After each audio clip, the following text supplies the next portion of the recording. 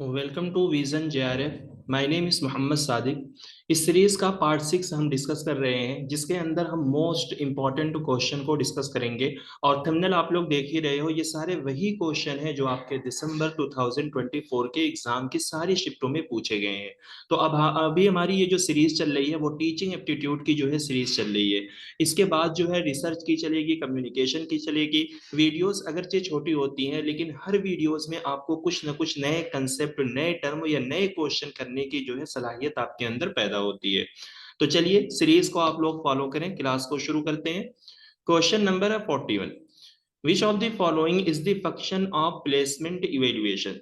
देखिए ये पूछा गया है लेटेस्ट क्वेश्चन, लेकिन ये काफी पीवाईक्यूज, पुराना पीवाईक्यूज क्वेश्चन है। प्लेसमेंट इवेल्युएशन के फंक्शन क्या है?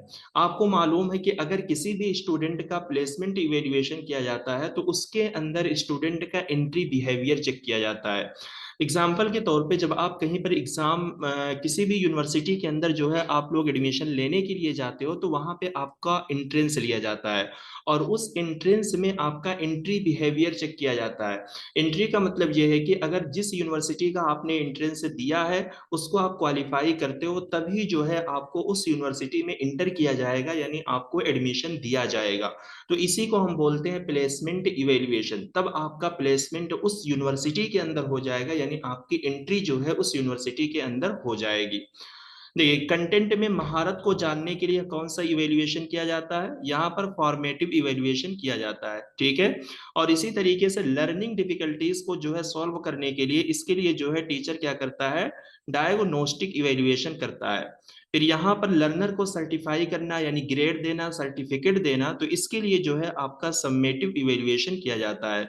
तो ये आपके इवेल्युएशन के जो 6 7 8 टाइप है, इनसे काफी क्वेश्चन बनता है। तो इस चीज को जरूर आप रिवाइज करना और इसके एक एक कंसेप्ट को आप लोग क्लियर करके जरूर जाना। चलिए क्वेश्चन नंबर है 42। Which of the following are future of choice based credit system. CBCS आपको मालूम है कि इंडिया के अंदर काफी ट्रेंड में है, यानी ये चल ही रहा है, क्योंकि इंडिया का सारा एजुकेशनल सिस्टम, हायर एजुकेशन का जो है वो CBCS choice based credit system को ही फॉलो करता है। तो अगर आप देखेंगे इसके सारे ऑप्शन जो है वो पॉजिटिव है और सारे ऑप्शन जो है इसके सही है। कैसे सही है? देखिए सीबीसीएस जो है लर्नर के enhance of learning opportunities of learner, ठीक है, लर्नर की लर्निंग अपॉर्चुनिटीज को बढ़ाता है। बिल्कुल यहाँ पे आपको बहुत सारी अपॉर्चुनिटीज मिलती है, डिफरेंट टाइप के सब्जेक्ट आप जो है चूज कर सकते हो, पढ़ सकते हो, डिफरेंट तरीके की स्किल जो है आपको प्रोवाइड की जा सकती है, जबकि सीबीसीएस से पहले ये सारी चीजें नहीं थी। Flexibility for working learner to complete the programme over an extended period of time, ठीक है। जो वर्कर लर्नर्स हैं, ठीक है, यानी वो लर्नर जो काम कर रहे हैं, जॉब कर रहे हैं, उनके लिए भी क्या है यहाँ पर अपॉर्चुनिटीज होती है सीबीसीएस के तहत। अगर वो कोई भी प्रोग्राम करते हैं तो वो किसी भी टाइम पे, यानी एक तवील टाइम लेकर या लंबे पीरियड ऑफ टाइम को लेकर जो है वो अपने प्रोग्राम को मुकम्मल कर सकते हैं, क्योंकि उस चीज की सहूलत उनको दी जाती है। Improvement in educational quality and excellence. इसी तरीके से जो है सीबीसीएस के तहत जो है हमारा एजुकेशन सिस्टम जो है उसके अंदर क्वालिटी को भी इंप्रूव किया गया है, और एक्सीलेंस, हायर एजुकेशन के अंदर एक्सीलेंस एंड क्वालिटी, इन सारी चीजों को इंप्रूव किया गया है। Compatibility between the learner scholastic abilities and aspirations, ठीक है। इसी तरीके से लर्नर की एबिलिटीज एंड जो भी उनके एस्पिरेशन है, ख्वाहिशात है, उनके दरमियान भी जो है एक कंपेटिबिलिटी, एक मुताबिकत जो है रखी गई है।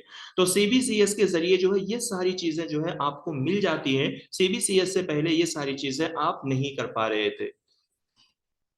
चलिए क्वेश्चन नंबर है 43। Which of the following learning provide strategic help in the initial stage of learning, gradually diminishing as the student gain independence. कह रहे हैं कि फॉलोइंग में से कौन सा स्टेटमेंट है, फॉलोइंग में से कौन सी लर्निंग जो एक स्ट्रेटेजिक हेल्प प्रोवाइड करती है? लर्निंग के शुरुआती स्टेज में या लर्निंग के इनिशियल स्टेज में जो है एक स्ट्रेटेजिक हेल्प प्रोवाइड करता है। स्ट्रेटेजिक हेल्प का मतलब ये होता है कि जब आप कोई भी काम करते हो, शुरुआत में आप वो काम करने के लिए कैपेबल नहीं होते, फिर आप की कोई मदद करता है जिसके बिना पर जो है आप वो काम करने लगते हो।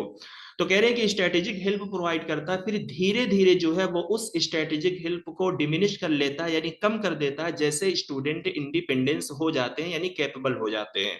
तो आपको मालूम है ऐसी लर्निंग को हम क्या बोलते हैं, असिस्टेड लर्निंग। ये क्वेश्चन जो है कई बार आ चुका है, इनसे क्वेश्चन काफी आ चुके हैं, असर्शन रीजन में भी पूछा गया, स्टेटमेंट वाइज पूछा गया और यहाँ पे इंडिविजुअल करके आपसे पूछा जा रहा है।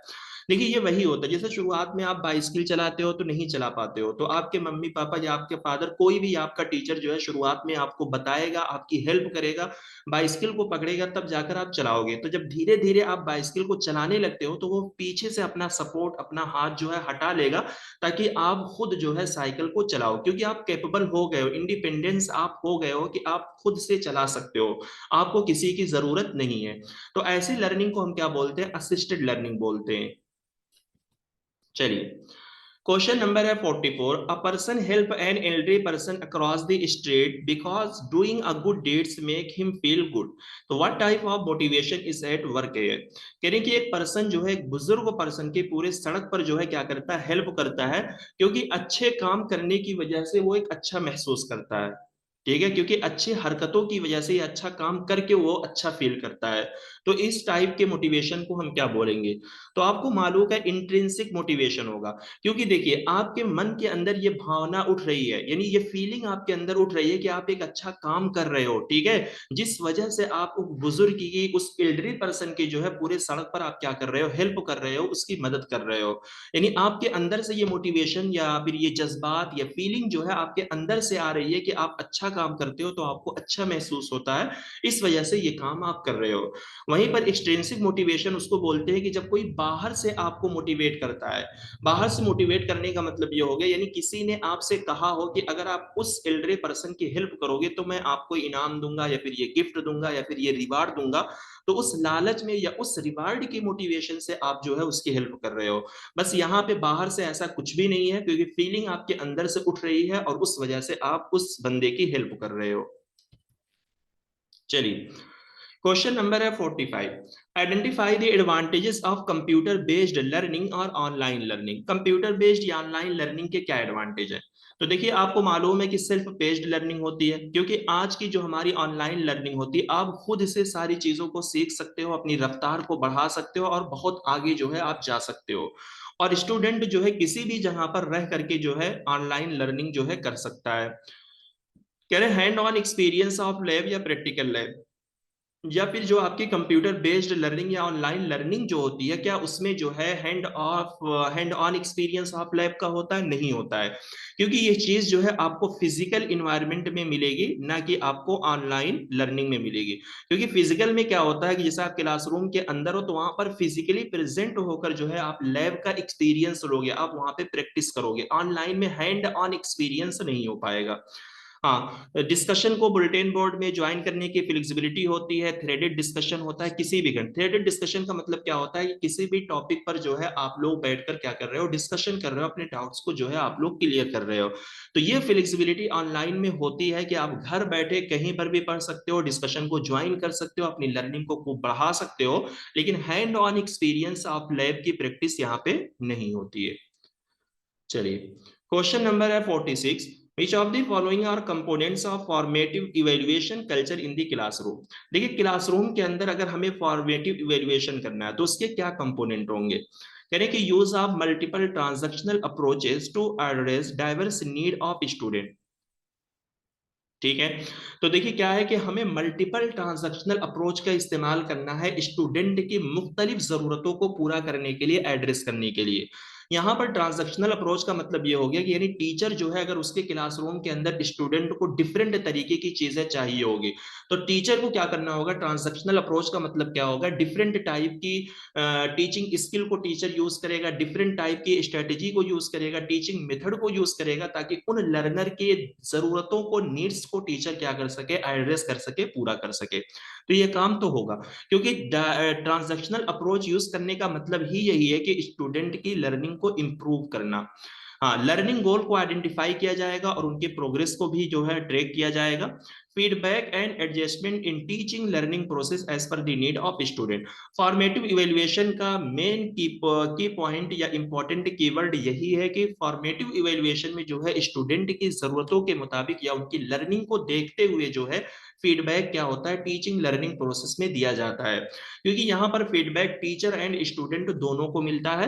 तो लिहाजा option A is the correct answer होगा। बाकी डी को इस वजह से एलिमिनेट करेंगे क्योंकि यहाँ पे कहा गया कि पैसिव इंगेजमेंट, तो पैसिव इंगेजमेंट जो है कभी भी फॉर्मेटिव इवेल्युएशन के अंदर नहीं होगी होता है स्टूडेंट का लर्निंग प्रोसेस में, क्योंकि इस फॉर्मेटिव इवेल्युएशन का मकसद होता है कि स्टूडेंट की लर्निंग को इंप्रूव करना, उनको डेवलप करना, उनको बेहतर से बेहतर जो है बनाना। चलिए one more new question, question number है 47। यहाँ पे list one and list two. देखिए यहाँ पे ये जो टर्म है ना, इस टर्म को जरूर आप लोग याद रखना। एक होता है डिके, डिके का मतलब ये होता है कि the loss of information in memory through इस नॉन यूज। जैसे आपने अपने मेमोरी के अंदर किसी भी इंफॉर्मेशन को जो है याद कर लिया है और अगर उस इंफॉर्मेशन को आप यूज में नहीं लाओगे तो वो इंफॉर्मेशन आपकी मेमोरी से निकल जाती है। एग्जाम्पल के तौर पे जैसे हम लोग इंग्लिश बोलने की कोशिश करते हैं, अरबिक बोलने की कोशिश करते हैं, तो हम बहुत सारे कीवर्ड, टर्मिनोलॉजी, वोकेबुलरीज, इन सारी चीजों को याद कर लेते हैं। लेकिन जब इसको हम प्रैक्टिस में नहीं लाएंगे, उन वोकेबुलरीज को हम नहीं बोलेंगे, तो वो हमारी इंफॉर्मेशन से क्या हो जाती है, वो सारी चीजें मेमोरी से लॉस हो जाती हैं, खत्म हो जाती है, गायब हो जाती हैं। तो ऐसी सिचुएशन को हम क्या बोलते हैं, डिके बोलते हैं। मेमोरी ट्रेस क्या है, simply a physical change in the brain that occurs when new material is learned। ठीक है, जब कोई भी नया मटेरियल हम सीखते हैं और जिसकी वजह से हमारे माइंड में एक फिजिकल चेंज होता है। ये फिजिकल चेंज का मतलब ये हो गया कि जब कोई भी नई इंफॉर्मेशन आपको दी जाती है और उस इंफॉर्मेशन को आप अपने माइंड में जो है स्टोर कर लेते हो, रख लेते हो, तो वही हो गया आपका फिजिकल चेंज। मेमोरी ट्रेस का मतलब क्या है कि यानी वो नॉलेज आपकी मेमोरी के अंदर ट्रेस हो गई है, ट्रैप हो गई है, आपकी मेमोरी के अंदर स्टोर हो गई है। जैसे मैंने आपको नॉलेज दिया कि प्रयागराज जो है वो एक सिटी है उत्तर प्रदेश की। ठीक है, प्रयागराज जो है आपकी क्या है, वो एक उत्तर प्रदेश की क्या है, सिटी है। तो ये एक क्या है, नॉलेज होगी जो आपने अपने माइंड में स्टोर कर लिया है, आपको जो नॉलेज मिल गई है, इसी को हम बोलेंगे memory trace. Proactive and retroactive, इसके बारे में मैंने आपको बताया था और यहाँ पे ऑप्शन में दे भी दिया गया है। देखिए प्रोएक्टिव का मतलब क्या होता है कि जब पुरानी इंफॉर्मेशन की वजह से नई इंफॉर्मेशन जो है आप क्या कर पाते हो, नहीं याद कर पाते हो। The interference refer to the difficulties in retrieving material due to the interference of previous material.